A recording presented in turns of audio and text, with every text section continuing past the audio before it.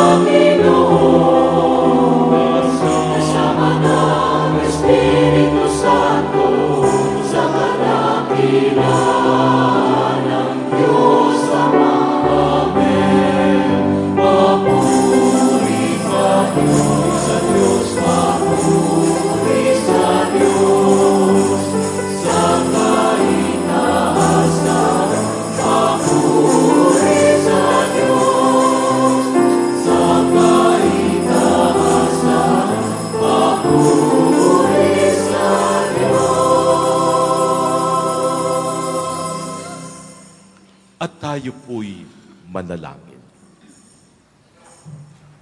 Father in heaven, author of all truth, a people once in darkness has listened to your word and followed your Son as he rose from the tomb. Hear the prayer of these newborn people and strengthen your church to answer your call. May we rise and come forth into the light of day to stand in your presence until eternity dawns. We ask this through Christ our Lord. Amen. Please be seated. In the name of the apostles, Peter declares to the crowd that the ministry and the death of Jesus were according to God's plan of salvation. Because Jesus was obedient to the Father, God raised him up and made him the source of our salvation. Our first reading. A reading from the Acts of the Apostles. Peter said to the people, "The God of Abraham, the God of Isaac, and the God of Jacob, the God of our fathers, has glorified his servant Jesus, whom you handed over and denied in Pilate's presence when he had decided to release him. You denied the Holy and Righteous One and asked that a murderer be released to you. The author of life you put to death, but God raised him from the dead. Of this we are witnesses.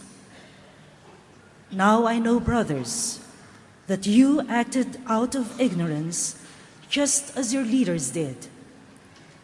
But God has thus brought to fulfillment what he had announced beforehand through the mouth of all the prophets, that his Christ would suffer. Repent, therefore, and be converted, that your sins may be wiped away." The word of the Lord. Thanks be to God.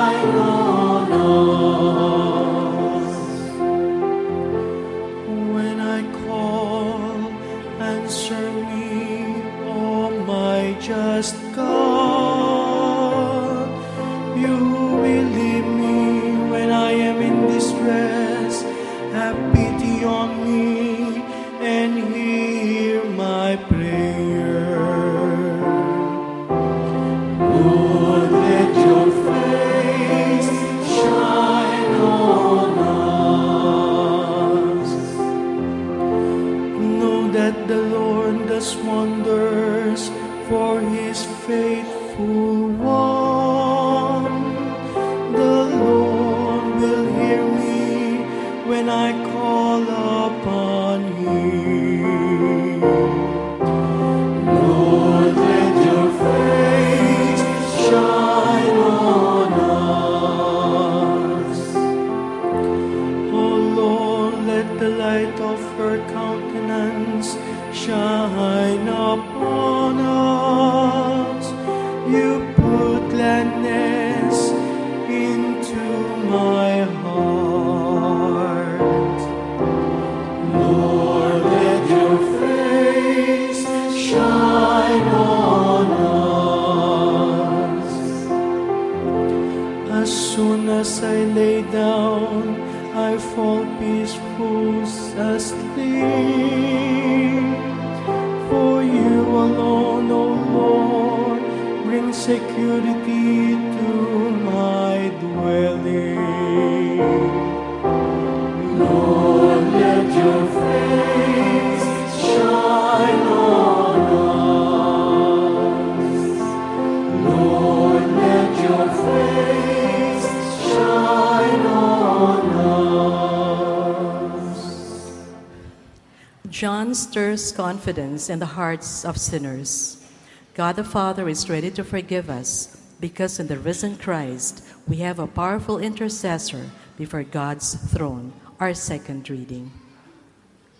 A reading from the first letter of St. John. My children, I am writing this to you so that you may not commit sin.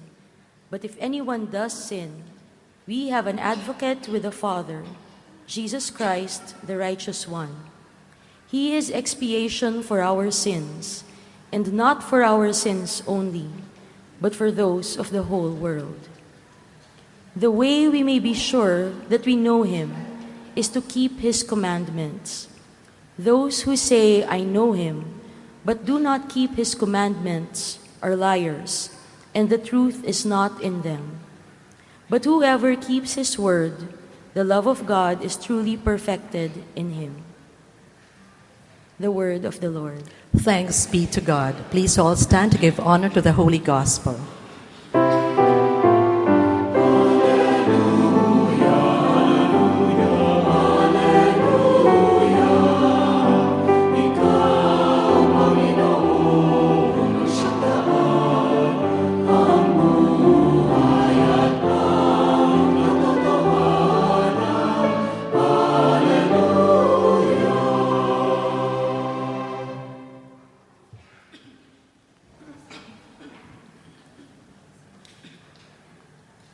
The Lord be with you.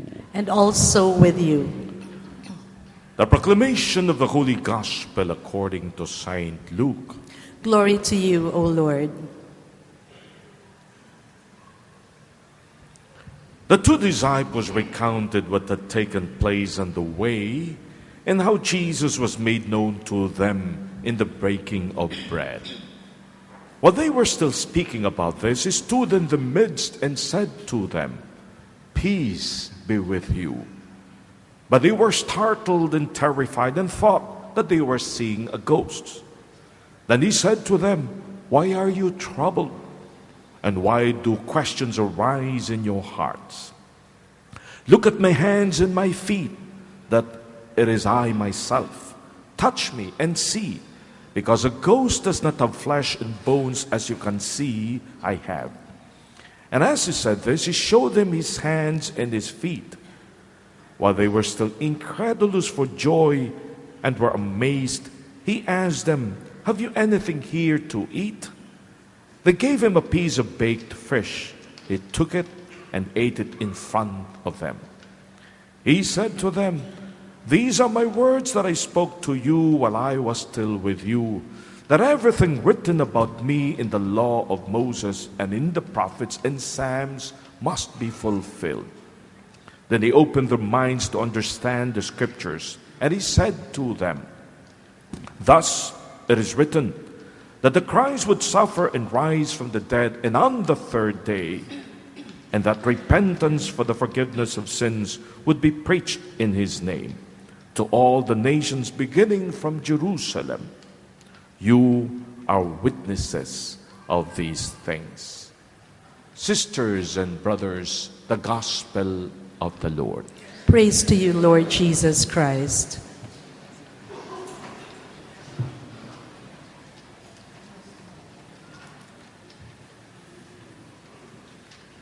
Muli ikinikwento sa atin kung paano ang Panginoong muling nabuhay ay nagpamalas ng kanyang sarili sa kanya pong mga disipulo. Pero nakakatuwa this time. Even as Jesus insisted to appear, He also insisted of 4 things. Touch me. Hear me. Let me eat in front of you nang makita niyong tunay na ako ito. Jesus insisted that His disciples truly understand na muli siyang nabuhay, nakita, narinig, nakausap, nakasamang kumain. Why? Because He wanted them to be one thing. And what is that? Witnesses. Humayo kayo at ipaalam sa iba na tunay niyong na-experience itong inyong ikinikwento. Alam niyo mga kapatid, mahirap magkwento o kaya magsalaysay ng isang bagay about which you are not passionate. And you will only be passionate about something pag nakita mo. Kasi pag tinanong ka, naandun ka ba? Naandun ako. Nakausap mo? Oo, diretsa ako nakausap. Nakita mo? Nakita kong tunay. Nakakama ko pang kumain eh. In short, the only reason why Jesus wanted His disciples to really touch Him is because He wanted them to go and proclaim, we touched Him, we saw Him, we heard Him, we experienced Him eating in front of us. Ang isang tunay pala na witness has to have 2 things. Una, experience personal doon sa kanyang ikinikwento. That's the only way he can truly be a reliable witness. Ikalawa, in the Acts of the Apostles today, St. Peter speaks with a boldness that was not there before. Itong dating mga nagtatago dahil sa takot sa kanilang mga sarili, itong mga ayaw magpakilala, itong mga tinalikuran si Kristo, itong mga nagsasabing hindi namin siya kilala, itong mga iniwanan siyang sa aire pagkatapos samahan ng 3 taon. Now, they stand before people and speak about Him. Why? Because Jesus has given them that boldness to speak about the risen Lord. My dear friends, ang isang tunay na witness speaks from an experience that makes him passionate about what he speaks of. And in the end, he speaks with a courage and a boldness that is not there sa isang hindi nakakita at naka-experience. Jesus today ends our gospel reading with say, "Go, I make you my witnesses." Pero ibang klase siya. Halos itong ang mga witnesses na tayo wala nang gagawin. Bakit? Sapagkat ako ang magpapaalab sa inyong mga puso. Ituturo ko sa inyo ang mga katagang inyong sasabihin. Ako ang magbibigay sa inyo ng wisdom na hindi galing sa inyong mga pinag-aralan, kundi galing sa taas. Ako ang magbibigay sa inyo ng authority upang sila'y patawaran sa kanilang mga pagkakasala. Wala na silang gagawin except to say, tatanggapin namin lahat ng yan and we will tell others about who you are. Let me just clear it to you kung anong ibig sabihin ni Father Mario. Ako'y umuwi ng Iloilo last week. At habang ako'y pumipila roon, napakarami talagang taong nagsiuwian.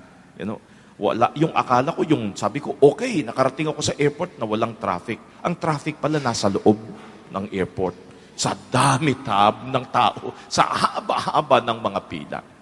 Habang ako'y pumipila dito sa side na to, may nakapila naman sa kabila. Talagang matagal yung sa amin kasi pinapapasok yung mga na-late na. So ako'y antay ng antay hanggang sa habang tinitignan ko tong grupo ng mga tao sa kabila, yung isa sa kanilang nakaupo sa wheelchair ang nagsalita, "Father, dito ka na sa kabila." Nagulat naman ako kasi bakit ako nakilala. And said, "Sir, sige po, paano niyo ho ako nakilala?" Siya nang nagsabi, "Father, pinanonood ko namin kayo sa television." Father, kami po'y, saan kayo kako papunta? Father, we're going to compete in a race. At pinakilala niya, ito si ganito, mga big names sa race na nagkikipag-compete, hindi lamang dito sa Pilipinas, kundi even sa abroad. Father, kagagaling lamang namin sa ganito, nag-compete kami. Pero tinitignan ko siya, paano ka ako magko-compete to? Ay, naka-wheelchair. Tapos nang pakilala, well, Father, I just accompany them. They are my closest of friends. And I said, ano nangyari sa inyo? Well, Father, let me introduce myself muna to you. I'm actually a surgeon. And my wife is a doctor. And I said, what happened to you? Father, I was going up Baguio for a surgery when a truck, a huge one, just ran over me and my car. And Father, I lost my leg. Tinaas niya at nakita ko yung bakal, yung prosthetics na paa. No? And sabi niya, Father, nakakatayo din naman ako, nakakalakad ng konti, but I would prefer to be comfortable in a wheelchair. And then habang kami nag-uusap, ang sabi niya sa akin, well, Father, actually now, I am involved with the Bikutan Rehabilitation Center for Drug Addicts. And I said, nakarating ako dyan minsan, nakita ko yung sitwasyon. Parang kaawa-awa sa dami ng mga drug addicts. Hindi halos sila makahiga na roon sa dami nila. At mostly these are coming from poor families because hindi naman nilang pwedeng ilagay sa mga private na drug rehabilitation centers kung saan napakamamahal ang mga charge. So dito inilalagay. And I realized, in a situation kung saan sobra silang dami, hindi kayang alagaan ng gobyerno, walang mga tamang mga taong tagatulong para sila'y ma-reform, lalo ka kung magiging malala itong napakarami. And totoo, I talked to one of our members whose life was a miracle, is a miracle for us. Alam nyo, ang drug rehabilitation, hindi napakadali. Tinanong ko siya kanina, ilan ba kayong pumasok sa batch mo? Alam mo, sagot sa akin, Father, 20 po kami. Ito special na drug rehabilitation center para sa mga may kaya. Talagang tutok ang pagturo sa kanila at pag-reform. Alam mo kung ilan lang na-reform? Yung nakabalik sa normal na buhay doon sa 20? 4. Ano nangyari doon sa 16? Napatay na sa droga, overdose, napatay sa encounter, nabalik sa bilangguan, o kaya natopak na. In short, the percentage is so low, 20 out of 4, o 4 out of 20, sa loob ng isang private na rehabilitation center. Ano mangyayari sa isang bikutan? Public government na walang halos tumutulong, na walang kulang sa pondo. Ngumiti siya. At ang sabi, Father, because sinabi ko sa kanya, Sir, I know the percentage is so low. Alam mo, sagot sa akin, Father, let me tell you the good news. Now, it is a high 70 to 80%. Ano? Ano nangyari? Well, Father, I introduced a few changes. And then, itong statement na gusto ko iparating sa inyo. Kasi tinanong ko siya, can I share your story? Nakalimutan ko lang yung pangalan eh.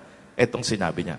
You know, Father, many times kasi pag tinitignan natin ang drug addict, tingin natin kriminal. Tingin natin strange yan. Tingin natin weird yan.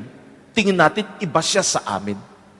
Ang nakakalimutan natin, Father, that a drug addict, kaya naging drug addict yan, because he is searching for something that is missing sa buhay niya.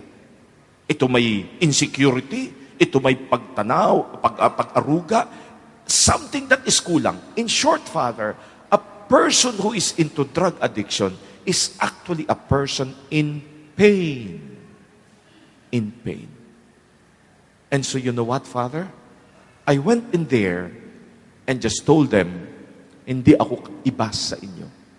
And every time I would speak to them, I will show them my cut leg. Ayan, oh. Ebidensya na nauunawaan ko kayo. Ebidensya na minsan man ako'y may galit sa isang taong pumutol nito. Ebidensya na minsan man ako'y talagang sobrang na-depress. And I needed peace. But I realized in the end, eto palang pain na to ang magtuturo sa akin kung paaunuunuwain ang pain ng iba. And so once I look at my people there at the drug rehabilitation, I simply look at each one as a person in pain. And the only way, best way na makakonect ako sa kanya is to let them feel, I too am in pain and I understand you. Alam niyo, sabi ko, Doc, I will have to share your statement. And I said, go ahead, Father.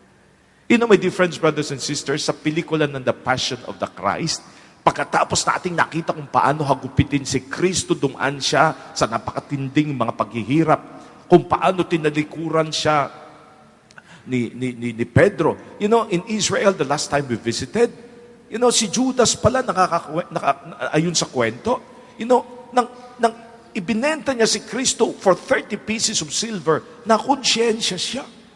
So, ang ginawa niya, bumalik siya sa mga Pariseo at sinabing, ayoko na, hindi ko naman planong saktan siya at ipako sa krus. Ito, binabalik ko na ang 30 pieces of silver. Alam mo, ayaw tanggapin, it's too late, sabi ng mga skribot Pariseo. So, ang ginawa niya, tinapon niya sa harapan, at pagkatapos realizing na parang wala na akong pag-asa, hindi na ako mapapatawad, nagbigti na lang. Yung 30 pieces of silver na yon, kinuha ng mga skribot Pariseo, and they bought a land beside the place where Judas met them. Kaya ang tawag doon is the field of blood. Yun ang tawag doon ngayon. You know, my dear friends, in that beautiful film, The Passion of the Christ, it ended after nakita natin yung hirap at bigating dinaanan niya. You know how it ended? Jesus rising from the dead in all of His glory as King. Pero ang ganda, kasi biglang bumaba ang camera and then extreme close-up. Alam niyo nakafocus? Yung butas sa kanyang kamay. Hindi ba glorious na? Hindi ba dapat wala na yung mga sugat at bigati? And yet Jesus had to remind us, I am glorious, but I know the meaning of pain because my body is marked with my crucifixion. The boldness of Peter is because to say, Hoy, naiintindihan itong Diyos na maluwalhati kung ano ang ibig sabihin ng pait at dusa. And we speak to you with the boldness of one who says, we have touched His wounds. We have seen the nail marks. We have seen the wound on His side. He is risen and He joins us now as the glorious King. Once you have experienced, alam nyo, ang experience nila, bakit kapayapaan? Why does Jesus greet them with peace? Because Jesus comes as a reconciling God. Bumabalik ako sa inyo, sa kabila na kayo ang umalis at iniwanan ako. Bumabalik ako sa inyo, sa kabila ng kayo ang tinalikuran at ipinagkanulo ako. Bumabalik ako sa inyo, Peter, lalo ka na nagsabi minsang hindi mo ako kilala. 3 beses pa, Peter. Bumabalik ako sa inyo and I bring you reconciliation and peace because I still accept who you are. That's why the boldness ng mga apostles is coming from, we have a God who comes to us in our weaknesses, in our sinfulness, a God who understands our pains. My dear friends, naikwento ko sa inyo minsan na ako'y napunta sa Kenya, sa Africa, to the place called Nairobi, sa city ng Nairobi. Ang Nairobi, kinuwento ko na sa inyo, almost one half of that place, of the city is squatters area. At doon, kinuwento ko na rin sa inyo, na grabing sobra ang sinasabing AIDS. Ang AIDS victims doon sa isang village, ang natira lamang ng mga buhay ay ages 50 and above and 12 and below. Ang in between 12 and 50, patay na lahat yan, biktima ng AIDS.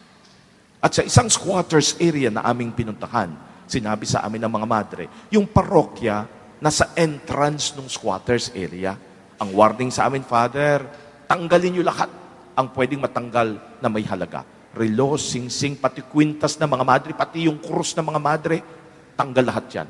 Bakit? You're entering an area so depressed where people, many of them, are dying of AIDS.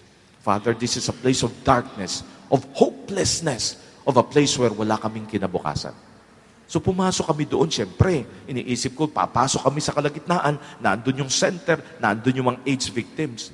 Tuwang-tuwa naman ako dito sa Italyana naming kasamang madre na lahat binabati. Oy, kamusta ka na dyan? Oy, kumakatok pa sa pino. Kumusta asawa mo? Tapos, ito si Father Mario from the Philippines. Shake hands naman ako ng shake hands. Towards the end, sabi ko, asan yung mga may AIDS?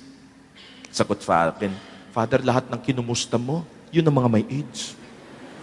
Sabi ko, hindi ko naman alam. HIV na pala yung mga yun. You know? Tapos nang dumating kami doon sa center mismo, kung saan, doon ko nakita yung mga may full-blown AIDS. Ibig sabihin, payat na payat, butot balat. In fact, nang pumasok pa kami, amoy na amoy ko yung Clorox. Bakit? Kakahugas lang nila ng isang kwarto kung saan kamamatay lang ng AIDS victim.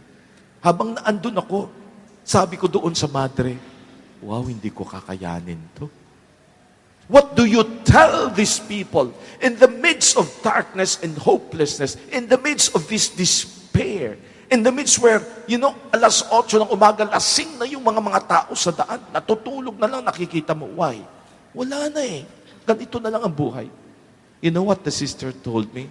We don't tell them anything, Father. We just simply love them. Hindi tinuturo ang pag-ibig, ipinapadama. Kaya ang isang katulad ni Kristo, when He told these people, go witness, it was not so much the speaking, it was the loving that in the end will convince people, living a life of joy, katulad nitong doktor, putol ang paa, decided that His pain be a source of grace and blessing para sa iba. Mula doon, pumunta kami sa isang institution, lahat naman mga naandun, 120 children, lahat yun, ang mga magulang namatay na dahil sa AIDS. And some of the children are positive with HIV. Pagpasok namin doon, syempre, yung mga bata, lalapit sa'yo. Kasi ikaw yung adult. Longing for the akap, the touch, the voice, the nearness ng isang taong mas matatanda. Naku, yung mga bata, lapitan, may humahawak rito sa kanan, may humahawak sa kaliwa. Nang umupo ko, may 3 gustong pumatong sa aking lap, no? And ang nasa mind ko, oh my God, HIV, HIV. Nahalata ng madre. Tinignan ako and just repeated these words. We don't tell them much, Father. We simply love them. My dear friends, the Lord today invites us, go be witnesses, not only with your words, with your joy, with your sense of hope, with your victory and boldness of knowing you have a God who knows our pains and is victorious. But most of all, with your loving. Amen. Please all rise. I believe in God, the Father Almighty, creator of heaven and earth. I believe in Jesus Christ, His only Son, our Lord. He was conceived by the power of the Holy Spirit and born of the Virgin Mary. He suffered under Pontius Pilate, was crucified, died, and was buried. He descended to the dead. On the 3rd day He rose again. He ascended into heaven and is seated at the right hand of the Father. He will come again to judge the living and the dead. I believe in the Holy Spirit, the Holy Catholic Church, the communion of saints, the forgiveness of sins, the resurrection of the body, and life everlasting. Amen. in the breaking of the bread, Christ makes Himself known to us as our life and resurrection. He sends us to be witnesses of this in His name. We present to Him our needs as we pray, Lord, protect your people. Lord, protect your people. Risen Lord, may your church be a beacon of light, helping people who are in darkness to come to know you as the way, the truth, and the life, we pray. Lord, protect your people. Risen Lord, may all leaders, by governing with fidelity those entrusted to their care, build nations in peace, brotherhood, and respect for human dignity, we pray. Lord, protect your people. Risen Lord, restore our hope and strength in the power of your resurrection. Deliver us from sin, fear, and anxiety as we face the trials of life, we pray. Lord, protect your people. Risen Lord, bless our labor, that it may sustain our life on earth and enhance our human dignity. Ease our burden, make our faith strong, and inspire us to put our trust in you, we pray. Lord, protect your people. Risen Lord, bless our relatives and friends. Give them constant encouragement and guide them throughout their lives, we pray. Lord, protect your people. We pray for the repose of the soul of Feliciano Santos Tan. We pray for the repose of the soul of Susan Salonga Escanio. The birthday intentions of Michael Vincent Oy, of Jack. We pray also for the intentions of Christopher Alan Cabalatungan. All these we pray in Jesus' name. Amen. Amen.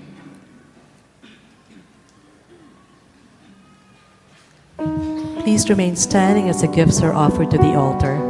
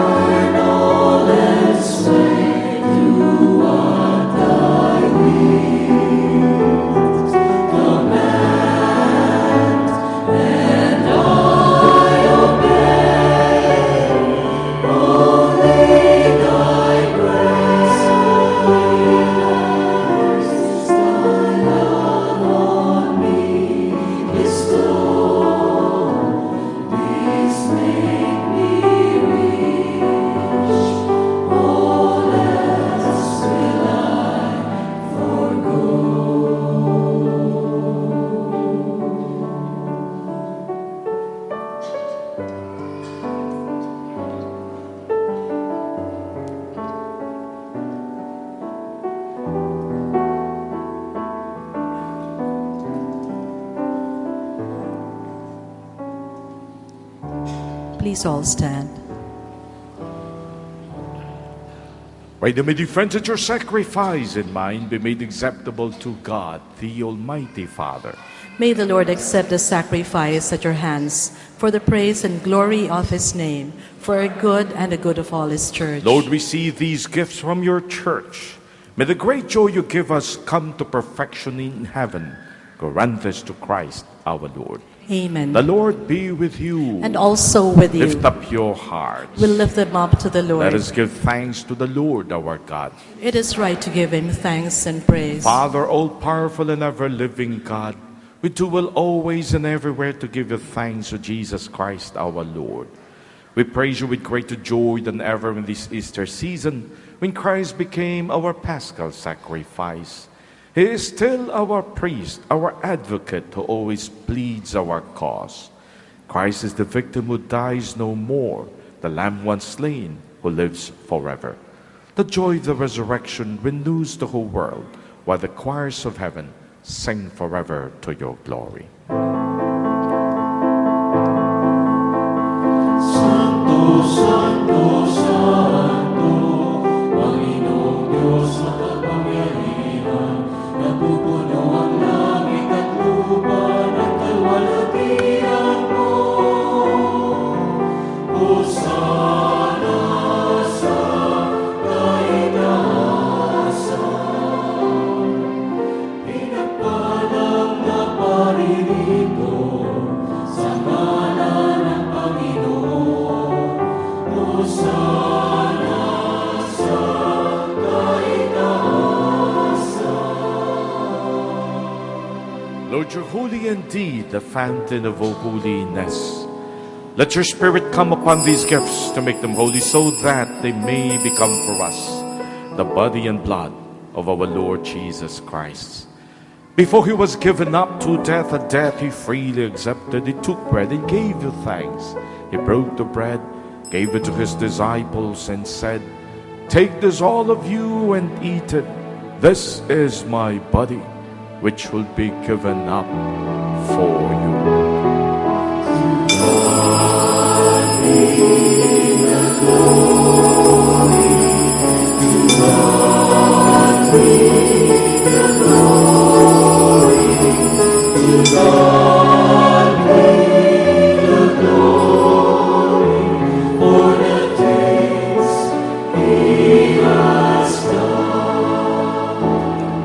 When supper was ended, he took the cup. Again he gave you thanks and praise, gave the cup to his disciples, and said, "Take this, all of you, and drink from it. This is the cup of my blood, the blood of the new and everlasting covenant. It will be shed for you and for all, so that sins may be forgiven. Do this in memory of me."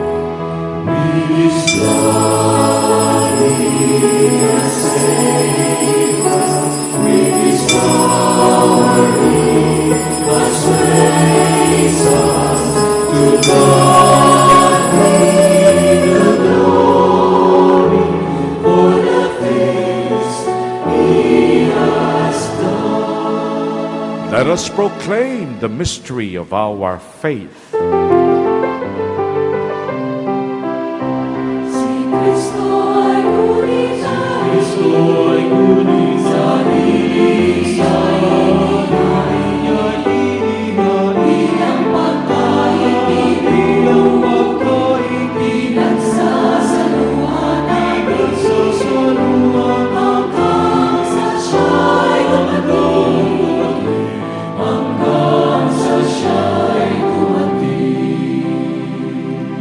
In memory of his death and resurrection, we offer you, Father, this life-giving bread, this saving cup. We thank you for counting us worthy to stand in your presence and serve you.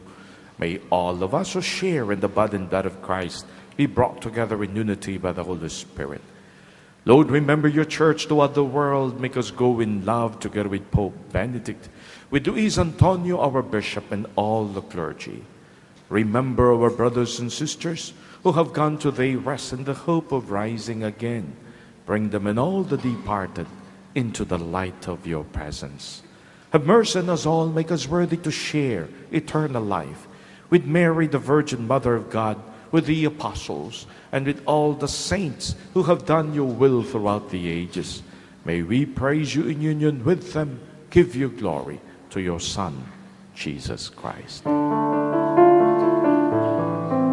Sa pamamagitan ni Kristo, kasama niya't sa Kanya, ang lahat ng parangal at papuri ay sa iyo, Diyos Ama, makapangyarihan, kasama ng Espiritu Santo, magpasawalang hanggan.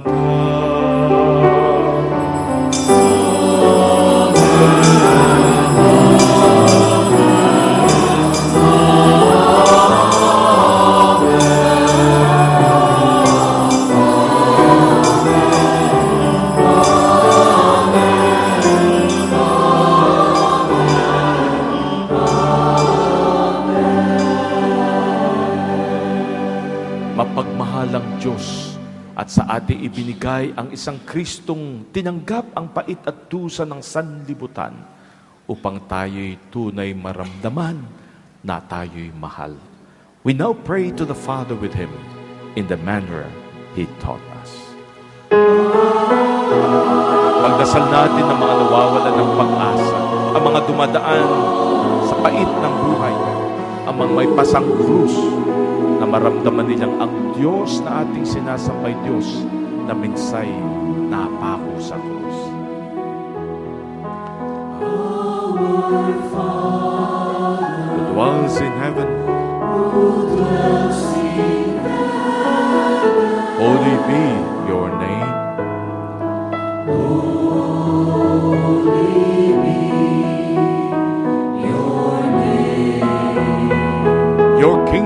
come. Your will be done. On earth as it is in heaven.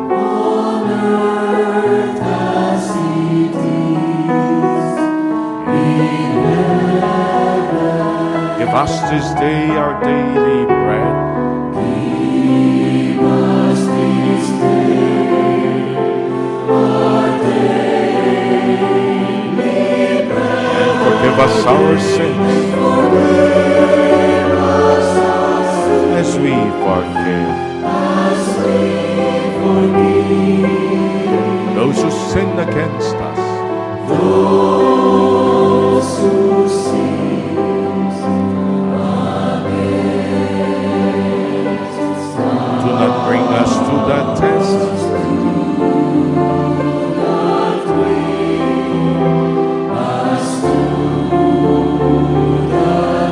But deliver us from evil.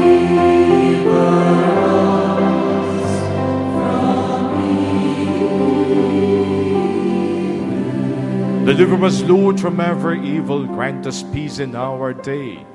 In your mercy, keep us free from sin and protect us from all anxiety as we wait in joyful hope for the coming of our Savior, Jesus the Christ. For the kingdom, the power, the glory are yours, now and forever.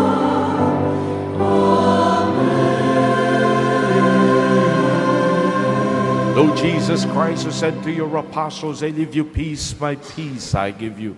Look not, Lord, on our sins, but on the faith of your church. Grant us the peace and unity of your kingdom, where you live forever and ever. Amen. The peace of the Lord be with you always. And also with The you. gift of the risen Christ is peace. We share that peace with one another. Peace be with you.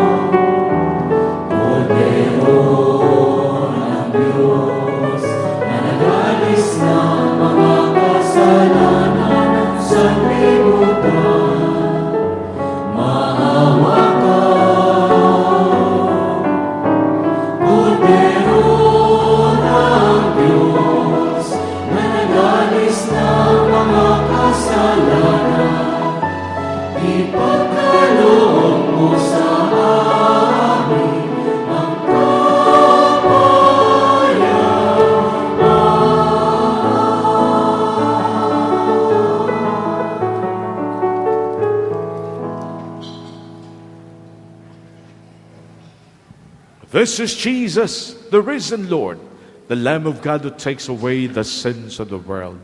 He asks us to be his witnesses of his love. Happy are we who come to receive him. Lord, I am not worthy to receive you, but only say the word, and I shall be healed.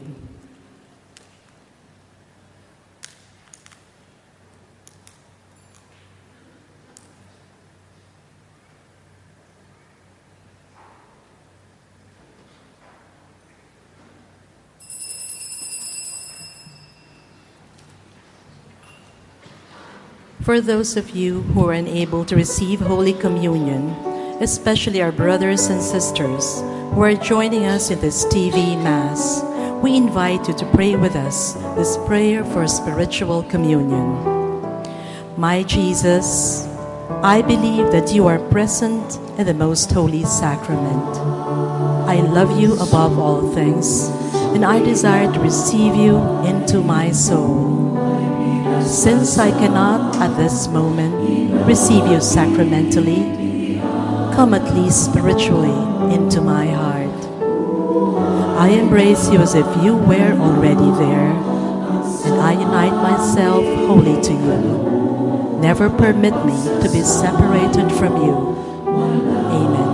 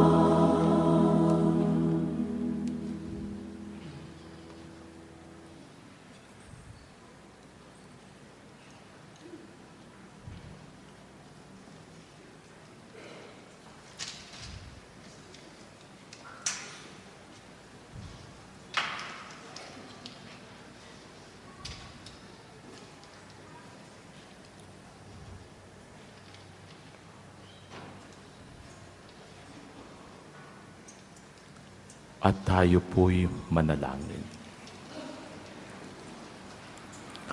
Lord, look on your people with kindness, and by these Easter mysteries bring us to the glory of the resurrection. We ask this to Christ our Lord. Amen. Mga kapatid, ang Kristong ating sinasamba showed his hands wounded by the nails and his side pierced by a lance. Yan ang Kristong muling nabuhay, ngunit nasugatan, nasaktan. Let's call on Him in our moment of pain, knowing that He will understand. Jesus. Kristong nakapako sa krus. Kristong nasaktan. Kristong napahiya sa kanyang mga tauhan.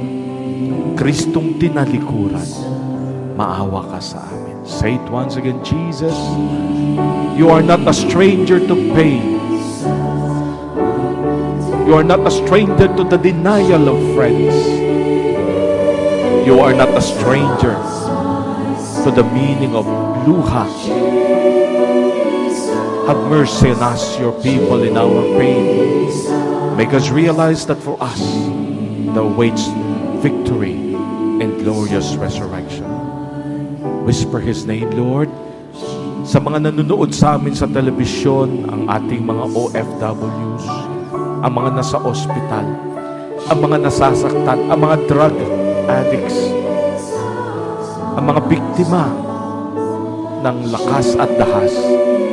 Let them feel, Lord, sa araw na ito, na ang mga ito'y pwedeng pagtagumpayan sa pagmamahal ng Panginoong makapangyarihan.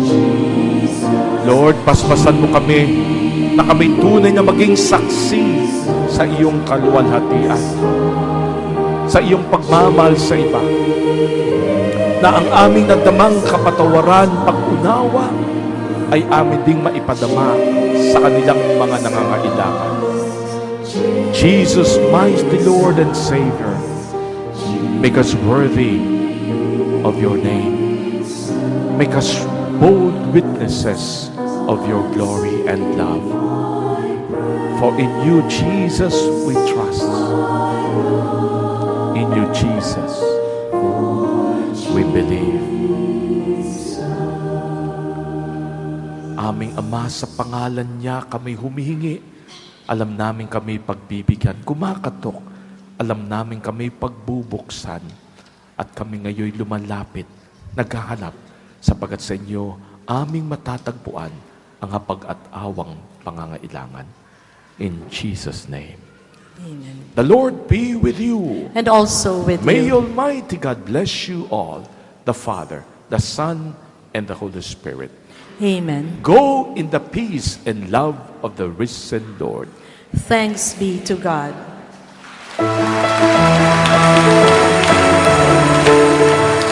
Happy birthday kay Jeg Enriquez ng R&E Taxi.